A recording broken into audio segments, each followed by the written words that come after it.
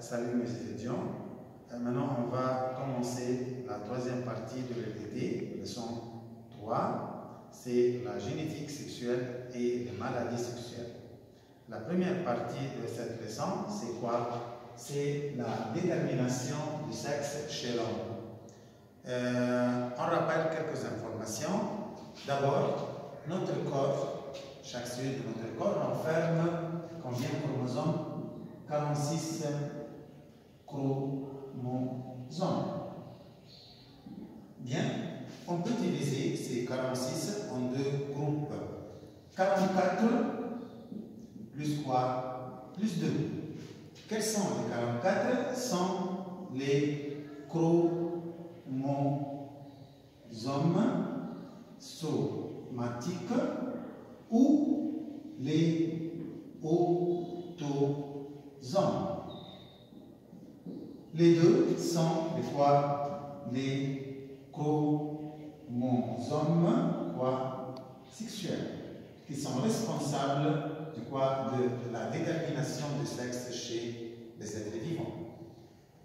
D'abord, les autosomes ou les chromosomes somatiques sont responsables des caractères du corps. Pour ça, ils sont identiques chez l'homme et chez la femme.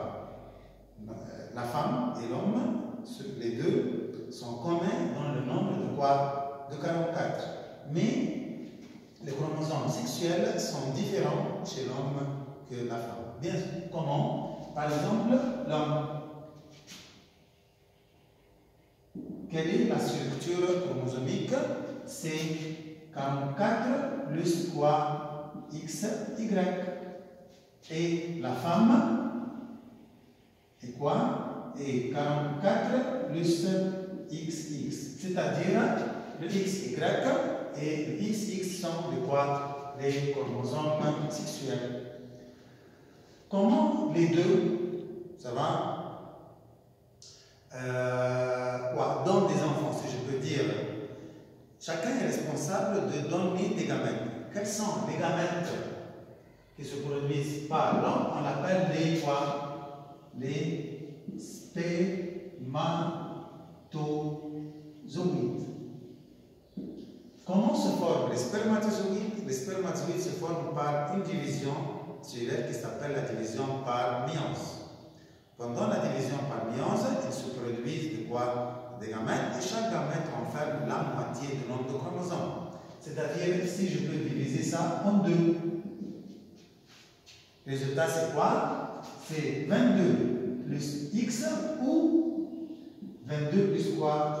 Plus Y. C'est-à-dire simplement que l'homme, ça c'est le symbole, peut donner deux genres de quoi? Des gamètes. 22 plus X et 22 plus Y. Mais la femme, quels sont? Comment s'appellent les gamètes de la femme? Ils s'appellent quoi? Les ovules. Les cellules qui se trouvent dans l'ovaire de la femelle subissent une division qui s'appelle division par méiose, produisent des quoi? Des gamètes, entre parenthèses, des ovules. Si je peux diviser en deux, c'est-à-dire ils vont donner quoi? 22 plus X et encore 22 plus X. C'est-à-dire que la femme donne toujours un seul sort de quoi? Des gamètes, des ovules, toujours 22 plus X et 22 plus X. La question, qui est responsable de la détermination du sexe chez l'embryon? Je propose, par exemple, un spermatozoïde qui porte le chromosome Y fait féconder un ovule qui renferme quoi? 22 plus X. Quel résultat en ce moment? C'est 44 plus quoi? XY. C'est un garçon, c'est un mâle. Mais si le croissement était en quoi? Entre un spermatozoïde 22 plus X et un autre spermatozoïde 22 plus X, le résultat sera quoi? 44 plus quoi? XX. C'est une quoi? Ça c'est un mâle, ça c'est une quoi? Femelle. Qui est responsable de la détermination de sexe chez l'embryon? Bien sûr, c'est l'homme, parce que c'est lui qui est responsable de donner deux formes, deux genres de quoi? De spermatozoïdes. spermatozoïde qui porte le chromosome X et l'autre qui porte le chromosome quoi Y, mais la femelle ou la femme donne toujours une seule sorte de quoi? Des ovules 22 plus X. Bien sûr, un point très important, je répète, qui est responsable de déterminer le sexe chez l'embryon? Bien sûr, c'est l'homme qui donne le chromosome Y et le chromosome X, mais à la fin, qui est responsable du sexe chez l'embryon? Bien sûr, c'est le chromosome X et le chromosome Y. Si, par exemple, l'homme il est toujours de structure XY, bien, et la femme de structure XX. Point très important. Le moment de la formation du zygote chez l'être humain, on peut déterminer est-ce que c'est un garçon ou c'est une fille.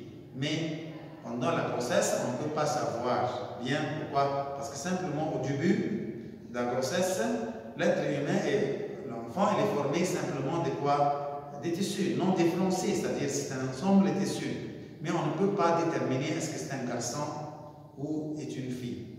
Mais on peut dire simplement que le travail ou le rôle des chromosomes X et Y et les gènes qui portent ces chromosomes apparaissent dans un temps déterminé. Chez les garçons qui portent le chromosome X et Y, le chromosome Y là renferme les gènes qui sont responsables de déterminer son sexe, c'est-à-dire responsables de former les testicules. Et le chromosome Y commence son travail dès le 6e semaine de la grossesse.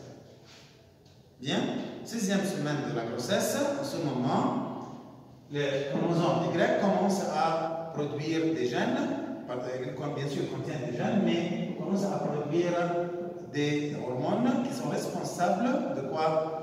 De former, d'inciter les tissus qui se trouvent dans le corps de l'embryon, de former les testicules.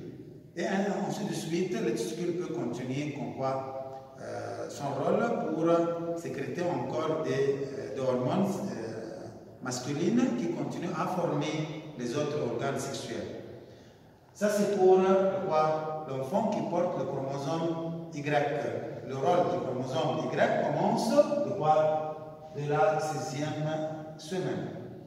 Mais si l'enfant porte le chromosome X, le 2X, on ne fonctionne pas de 6e semaine, on fonctionne de la 12e semaine.